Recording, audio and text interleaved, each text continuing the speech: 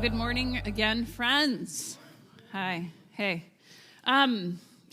Just as I just said, take that breath, settle into this space, let your body awaken and open. For those of you who've been around, you know I had a concussion about 3.5 years ago, and I had some dental work done this week, so it kind of triggered some of my symptomology again. So I'm doing all right coming back into my body, but my speech and stuff is a little off. So we'll see how it goes. But just a little heads up. And but I'm here as I am, right? Bringing it all. So as we all are. So here we are. Good. Hi. You're here too, and I'm glad. Oh my gosh. Okay. So just a word too, I find that series trailer to be a bit much of my face. So thanks for enduring.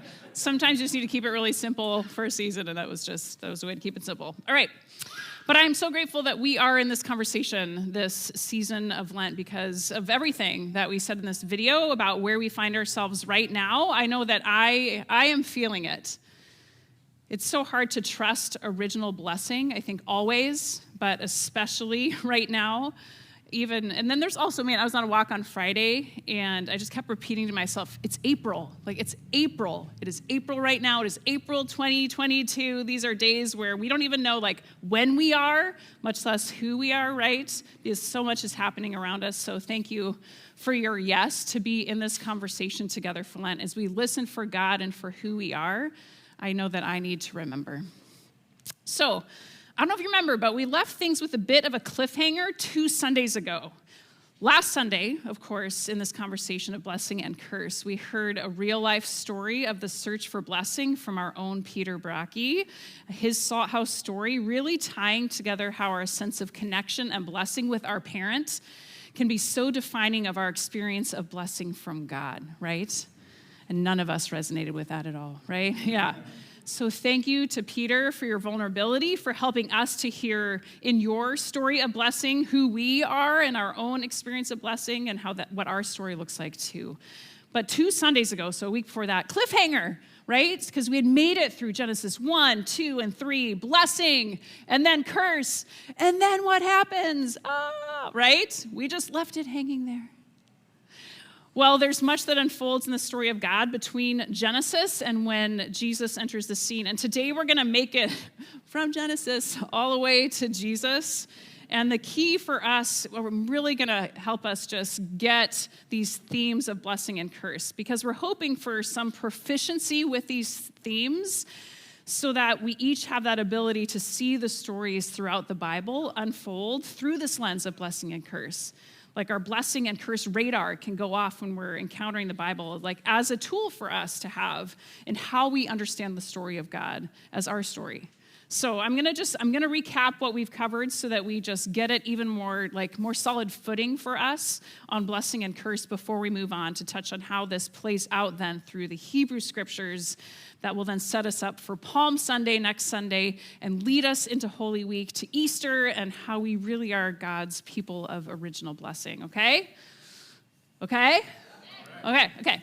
So, previously, Genesis 1 through 3, so the story of the Bible begins with God ordering the chaos into the beautiful world that we know and then blessing all of its creatures. And intern Pastor Zach walked us through what blessing is in the Bible. So what we learn that as we look at it contextually in Genesis 1, that when God creates all the creatures, God blesses them. And remember, it's an effective blessing. When he says it, it happens, right? He says, be fruitful and multiply and fill the land. So God's blessing is about flourishing and abundance and multiplication of life. So you got that, right? That's blessing. Then God shares God's life-producing ability with others, right? That's what's happening. The Creator creates co-creators. Yes? That's blessing. But then God gives humans, we get this an additional blessing that sets us apart from the animals. Not only are we one of God's creatures that gets to live in the abundance and can generate new life, we've also been appointed as God's representative image to rule and oversee this whole flourishing world on God's behalf. So part of our blessing is to take care of God's blessing that is playing out for all of creation. It's hey, you're doing all right? You're blessed? You're doing good? We're overseeing that fulfillment, that flourishing. So this is what it means to have dominion over the earth. God appoints us to oversee and steward that blessing, which is, I think that's just so cool to understand it that way. And we do that while trusting in God's abundance, and we express that trust in God's abundance by enjoying and eating from the many trees that are in the garden. So blessing is also then enjoying all that of that God-given abundance. Now, there's one tree that's not for eating in the garden, right? Right? Yeah.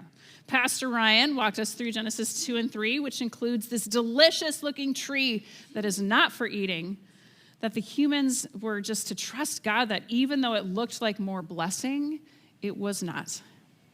So this tree represents faux blessing. And eating from it is to try and seize abundance and life and blessing, not by God's definition of blessing, but on our own terms.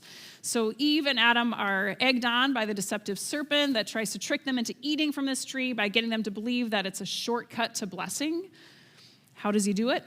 By lying, right? Didn't God say? And then he pretends to quote God, but it's a lie that makes God look like a withholding, controlling God versus the generous, collaborative, and empowering God that God is. Remember all that blessing? Like, God is generous. So the serpent gets them to doubt that the blessings that God has given them is true. So they grab hold of this faux blessing. It looks like one, but instead of blessing, the tree brings curse. Pastor Ryan walked us through those curses. God does not curse humans in Genesis 3, but curses the context in which we live. We will toil over the soil, meaning we'll experience curse in the times when our hard work doesn't pay off. The curse of futility, of pointlessness, of purposelessness, which I don't think is actually a word, but you know what I mean.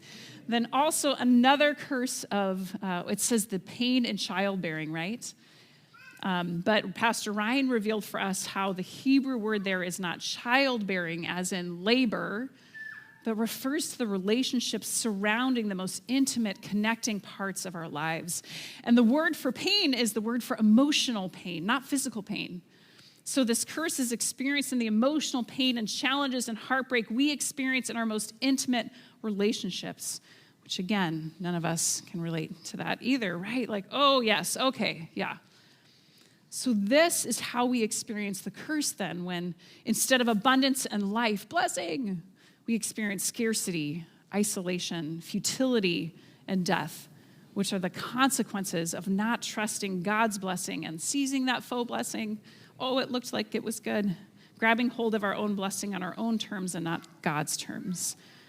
So this is where we left things 2 Sundays ago. Cliffhanger, because, man, if curse has happened, is there still blessing? Is blessing void? Is God's blessing now covered with curse and we can't flourish the way that God intends? Which are great questions.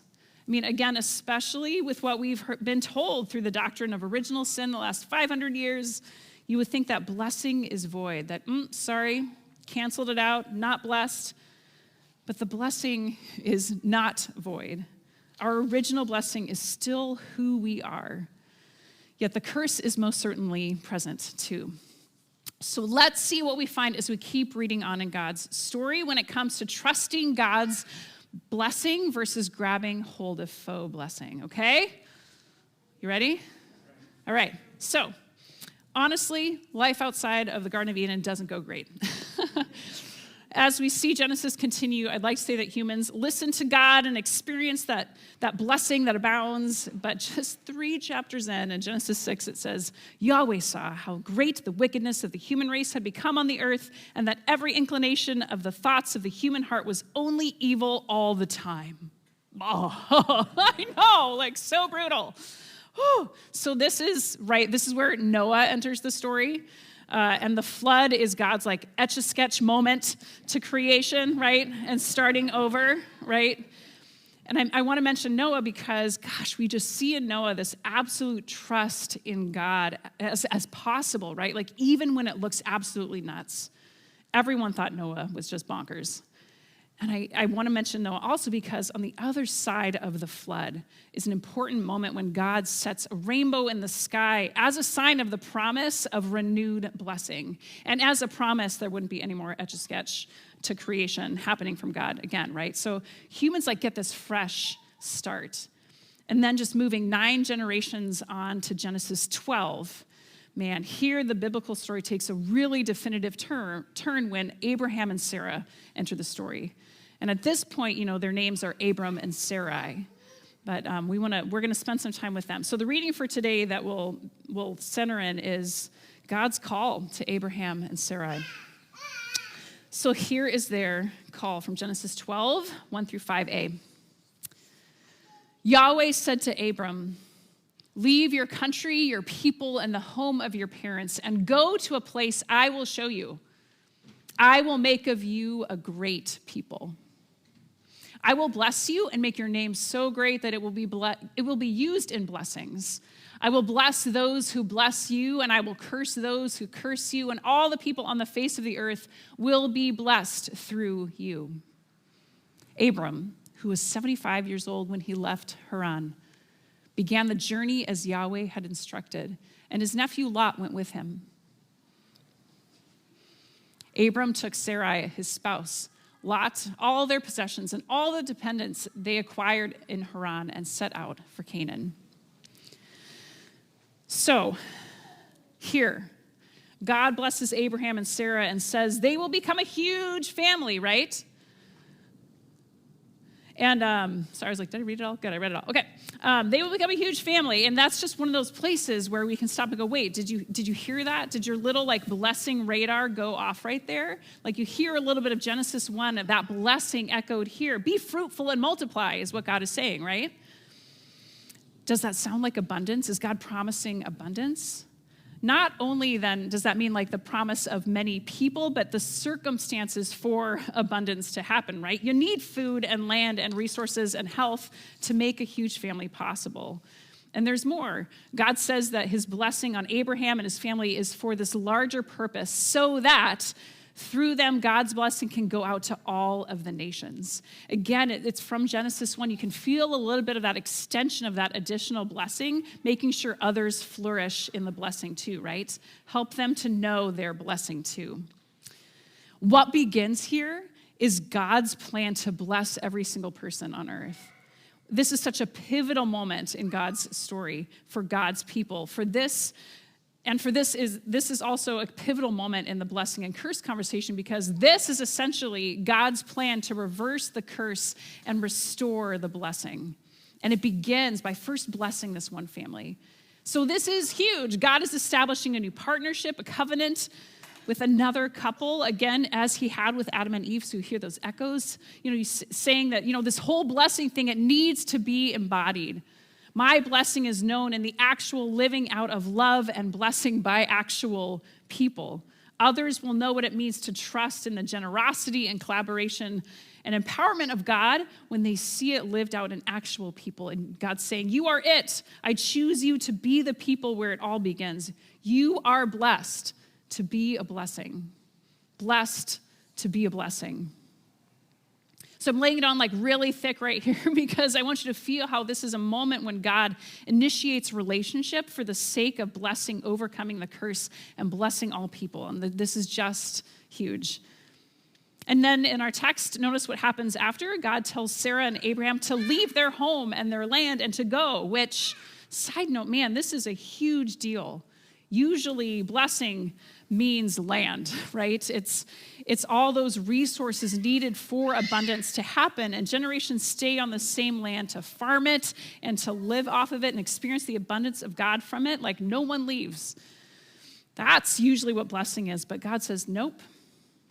Being my blessing can also mean being on the move, going when I say go, and not knowing where you're headed, just that I will show you when you need to know.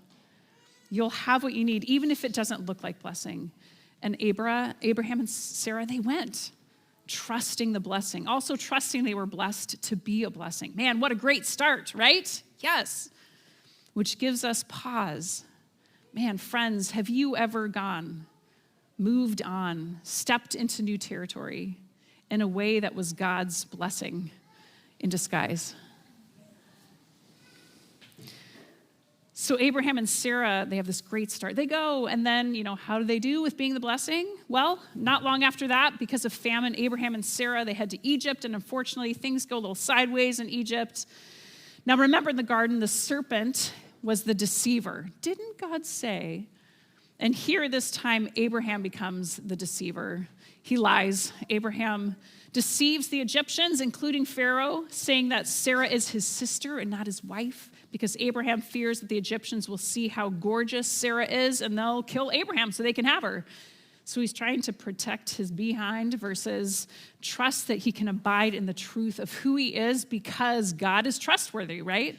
So trusting the blessing. And so because of that deception, things just do not go well. Friends, I also wonder, when have you chosen deception to save your own behind, right? But then as Sarah and Abraham's story unfolds, more moments arise where they don't trust the blessing God has promised. They don't remember that they are blessed. And as they grow old, Sarah passes into the age of not being able to bear children anymore. Like the math and the biology that they know it won't add up. So Abe and Sarah, they don't trust the blessing of God, and they grab hold of faux blessing when Sarah sends Hagar, one of her attendants, into Abraham's tent so that an heir might be conceived through Hagar. And Hagar and her son, Ishmael, man, their story is one of such heartbreak, right? And such pain is also experienced between Abraham and Sarah as well, and which is an experience of curse, right? We see that Abraham and Sarah, they didn't trust the blessing of God. They went for that faux blessing, which, man, it looked like blessing, and they experienced the futility and the emotional pain of the curse, right? Just how all of that plays out. We can see that pain. But, of course, it's not all failure to trust from Abraham and Sarah as their story unfolds as well. Like later, Sarah does give birth to their son, Isaac, and Abraham expresses ultimate trust in God when Isaac is older, and together they climb a mountain with arms laden with kindling and fire and a knife as Abraham plans to do what God has asked of him, which is to sacrifice his son. But we know the story, right? How God provides a ram to sacrifice at the last moment, and we all exhale in relief. We're okay, good.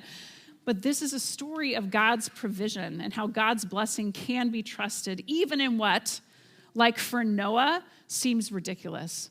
How God can be trusted even in what seems impossible, like it was for Sarah and Abraham conceiving a son in their old age.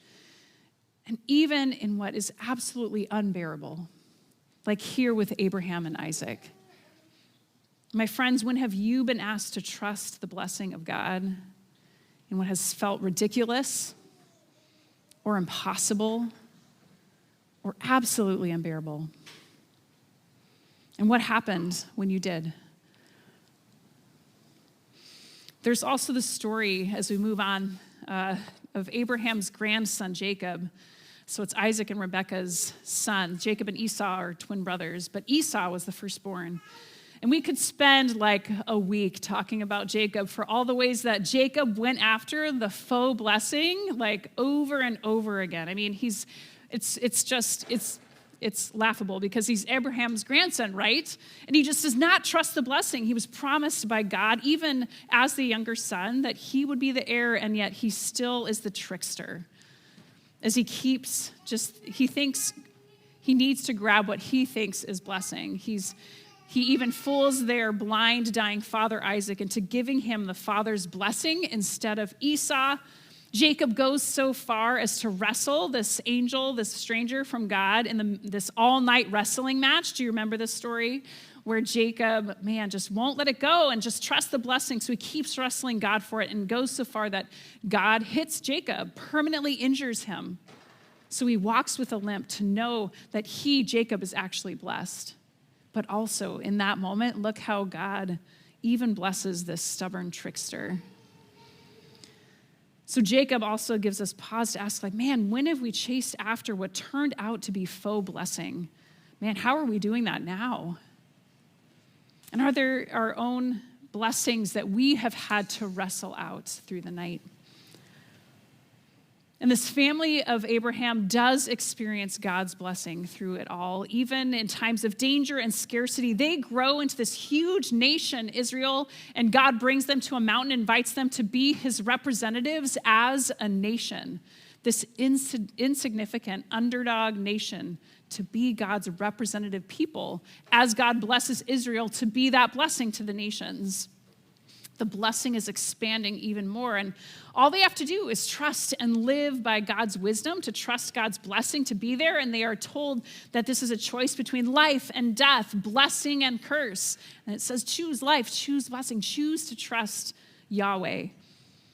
So how does Israel do in trusting with choosing life and being blessed to be a blessing as we continue on in the story? There's so much to say. Obviously, there are many books of the Bible that we shall not talk about today. But there's so much to dig into to see our theme of blessing and curse played out. But what we find is that the Israelites, they almost never trust God for that blessing. Their story is filled with tales of deception and violence and grabs of power, and it results in the ultimate curse for them, which is exile, right? They lose their land, their home, that sense of blessing, right? As they are forced off their land and into slavery to foreign nations. But even through exile, there is this thread of God's blessing woven through. Thank God for the prophets who carried it forward. Israel's prophets who lived through all of this, and they still trust in God's promise to Abraham and to Israel. They kept calling God's people back to receive the blessing that God wants to give them and to give the world.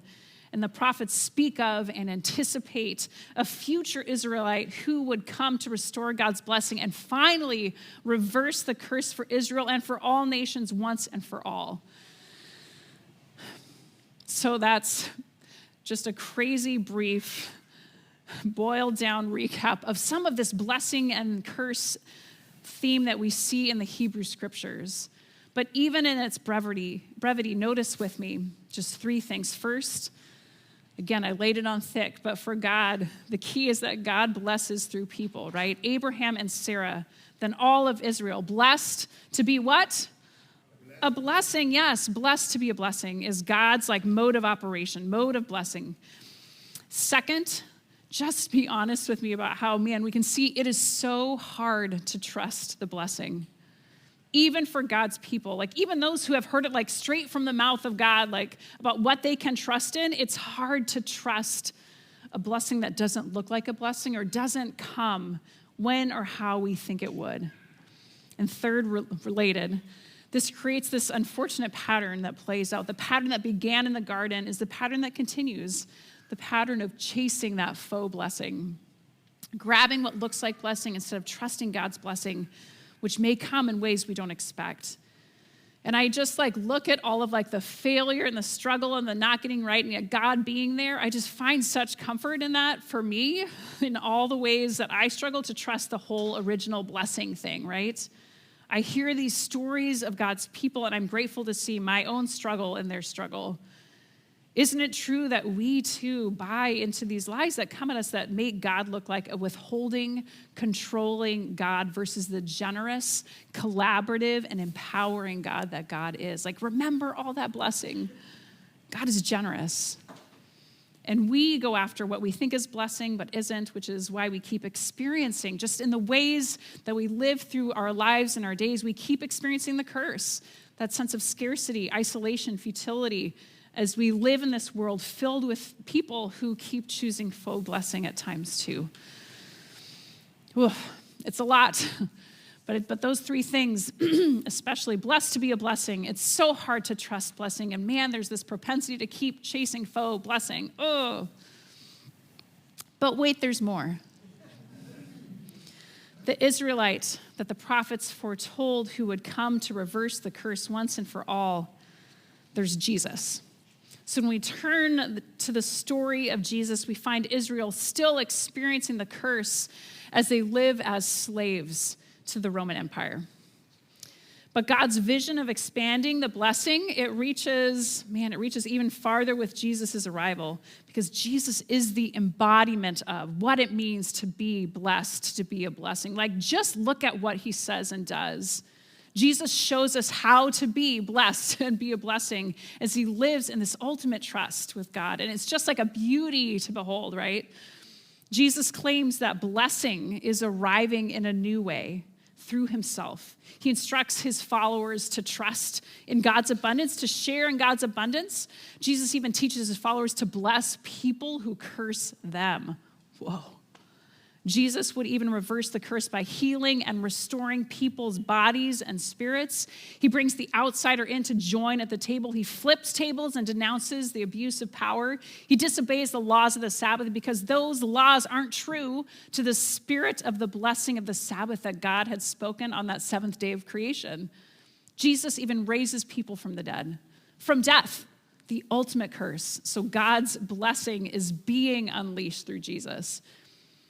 Jesus finally goes so far as to confront his fellow Israelites who are in power by actually accusing them of getting in the way of God's plan to bless Israel and the nations through him. And those in power won't have it. Which is why when we gather next Sunday, we will hear of Jesus' triumphant ride into Jerusalem among the crowds that have packed the city to overflowing because of the annual Passover festival. And then again, God's people won't see the blessing in Jesus for its disguise. And will find the hope of the nation placed in Jesus end up in the futility of execution on a cross as Jesus' friends abandon him and the curse wins. But that's a story for next week. For now, we let ourselves linger in the questions that God has asked of us here when it comes to these accounts of blessing and curse. So with what we've asked, finally, just two things. First, we just need to say, man, the curse sucks. And there have been so many signs and experiences of the curse in our lives, personally and globally. So today, if you're really feeling it, like, what do you need to be honest about in what's hard and futile and isolating and heartbreaking right now? We are living in a world where curse abounds, and it's good for us to name that and be met in that honesty with God's grace. So friends, where are the signs of the curse that you just need to cry out about today? Then second and finally, I want you to hear today that even though we have more of the story of Jesus and death and resurrection to come very soon, you need to hear now that you are descendants of Abraham and Sara, in that you are God's people who have been blessed to be a blessing. And the kind of math that God uses means that blessing others somehow does not drain out our blessing, but becomes the way in which we receive and are renewed. For even as curse abounds, man, grace abounds and blessing abounds even more because of our original blessing given to us by our Creator. And so today, I want to ask you just one other question and invite you to stand as you are able as we do this and consider it, okay? So I just want you to stand on these 2 feet of yours and just open a little bit as you hear this question. How is God inviting you to receive the blessing and to be the blessing today, like right now, today? God still wants to bless every single person on this earth, and through people is still how God does that work. And I find that God doesn't like to work in theoreticals so much as in the actual right in front of us realities of our lives. So my friends, who do you know that needs to be blessed today? I invite you to just let one person in your circle that needs to experience the blessing of God, let them rise to mind. Blessing flows through us when we tap into that abundant life of God. And it can look like a kind word through a phone call or a text or an email. It can be that abundance of treating someone to a meal or another special time together. It can be offering to help with something practical like childcare or yard work or laundry. It's all the ways in which that we are able to express and embody that there is more than enough here. To be able to say you are more than enough. You are seen and valued and celebrated in this act of generosity. And if no one comes to mind right now, that's okay too. It can be a commitment to being open to seeing it when the need arises and that opportunity to bless. Man, who comes to mind? And can you see how blessing can be such a small yet powerful thing for us? So as you consider that, I invite you to let me bless you. Let's be blessed together that we may be a blessing. This is one of the blessings from our Lenten book by Kate Bowler and Jessica Ritchie. It was one of our blessings from this week. The blessing before you act in kindness. My friends, open your heart and receive this blessing. Blessed are you who have tasted how good it is to bless, who have paused and wondered at the strange math where it is in giving that we receive. As we give, we begin to see in ourselves a tiny resemblance to our God, the giver of life. Blessed are we who, in giving, are being drawn closer. We begin to see life in relation to where God shows us we belong. We live more and more out of that inheritance we received through Jesus Christ, who gave his body, a real body, that ours might not die. Blessed are we, drawn to the warmth that is this deep belonging. So now we are beginning to understand blessing itself, the overabundance of delight that flows from the heart of God into our own, the excess of bliss that descended pure as a mountain stream to create all that is and sustain it by love alone. Blessed are we, carried along in that flow, to love and give again. And when we are spent, to be gathered up and restored so we can love again, bless again, and be blessed. Because that's why we were made in the first place. So friends, let's be who we are, blessed to be a blessing. Amen? Amen.